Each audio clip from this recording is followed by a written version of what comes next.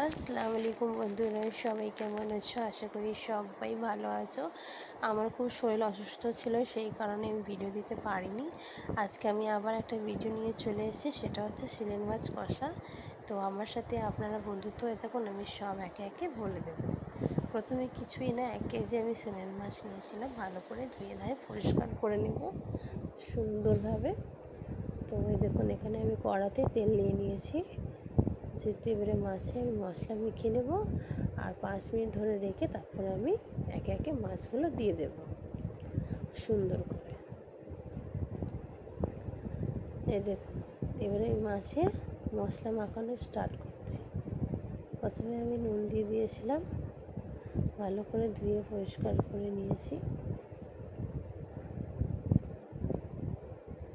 এবার আমি এখানে হলুদ গুঁড়ো অ্যাড করেছি, এখানে লাল লঙ্কার গুঁড়ো অ্যাড করেছি, এখানে জিরে গুঁড়ো অ্যাড করেছি, আর এখানটা আমি স্বাদ মতো নুন অ্যাড করেছি।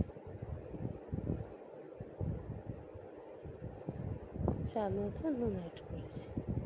সব কিছু ভালো করে আমি মাখিয়ে নেব মাছটাকে। সুন্দর করে মাছগুলোকে মাখিয়ে নেব।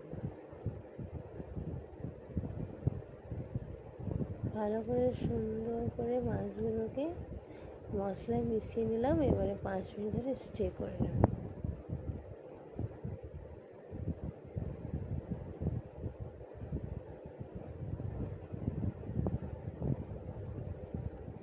আপনারা কে কীভাবে রান্না করেন আমাকে কমেন্টে জানাবেন অবশ্যই। আমি আমার মতো রান্না করছি, খুবই ইজিলি রান্না একটা। এবারে আমার তেলটা ফ্রাই হয়ে গেছিলো, তো মাছগুলো সব একে একে ফ্রাই করে নিচ্ছি।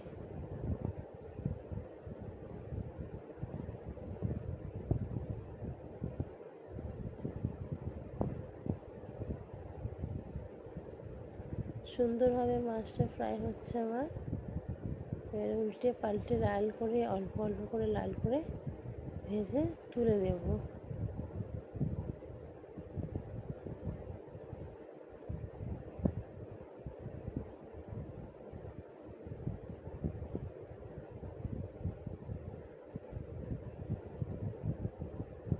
তো সুন্দর করে আমার মাছ ভাজা চলছে এখানটায়।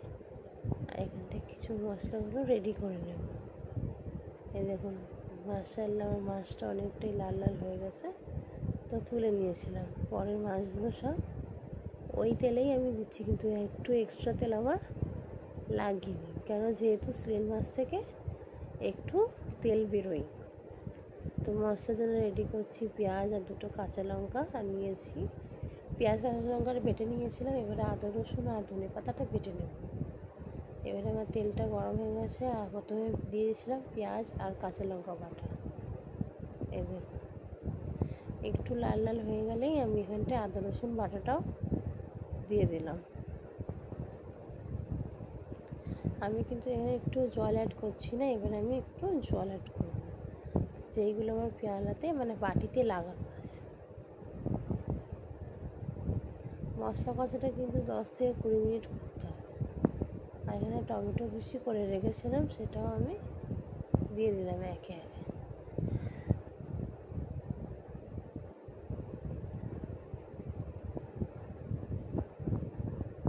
এখানটায় আমি সরষে একটু বেটে নেব। সত্যি কথা বলতে আমার সব কিছু বাটাটা সিলে পছন্দ। এখন তো মিক্সচার বেরিয়ে গেছে, তাই মিক্সচারে যুগ। আমার সিলে বাটতে এত ভালো লাগে, কি বলবো, ধারণার বাইরে। একদিন সিলে বাটা মশলা আপনাদের দেখাবো অবশ্যই। তো সব কিছু এবারে গলানোর জন্য অল্প একটু তেল তো দিতেই হবে, এই জল দিতে হবে। তো এই দেখুন, অল্প একটু আমি জল দিয়ে দিয়েছিলাম। এবার তো মাংসটা ফুটছে, ঝোলটা। সব কিছু আমি এখানটায় অ্যাড করেছি মশলা।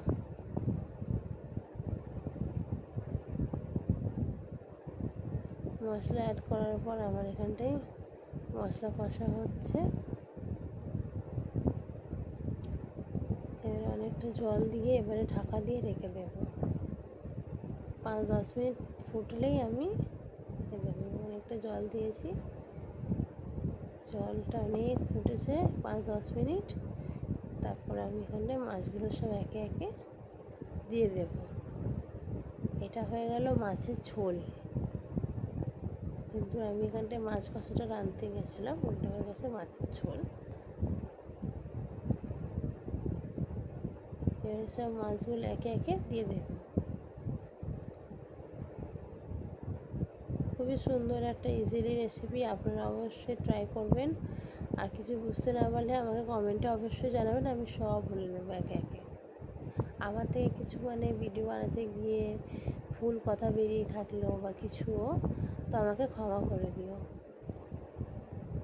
আর আমার চ্যানেলে যারা নতুন আছে তারা অবশ্যই আমাকে সাবস্ক্রাইব করে দেবে, আর আমার ভিডিওগুলোকে লাইক করে দেবে, আর শেয়ার করে দেবে, সাবস্ক্রাইব করে দেবে। আমিও তোমাদের পাশে অবশ্যই থাকবো।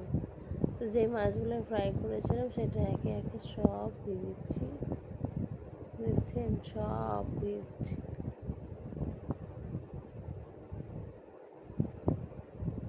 তো এবারে ঝোলটা 10 থেকে 15 মিনিট ফুটলেই উপর থেকে ধনেপাতা ছড়িয়ে দিলেই রেডি। আমি কাঁচা লঙ্কা এই কারণে দিইনি, সে কারণ আমাদের ফ্যামিলিতে একটু লঙ্কা গুঁড়ো কম খায়, একটু ঝাল ঝাল তরকারিটা কম খায়, সেই কারণে আমি লঙ্কাটা দিলাম না, কাঁচা লঙ্কা। উপর থেকে ধনেপাতা ছড়িয়ে দিলাম। মাশাআল্লাহ, আমার মাছ কষা রেডি। তো আপনারা এটা মাছের ঝোলও বলতে পারেন, মাছ কষাও বলতে পারেন। খুবই সুন্দর একটা রেসিপি। আশা করি সবাইকে আমার এই রেসিপিটা ভালো লাগবে। আমাকে অবশ্যই আমার ভালোবাসা দেবে ভিডিওতে, আমিও সবাইকে ভালোবাসা দেবো। আর আমার ভিডিওকে লাইক, শেয়ার, সাবস্ক্রাইব অবশ্যই করে দেবে। Till till tata tata. কি সুন্দর দেখুন তেলটা।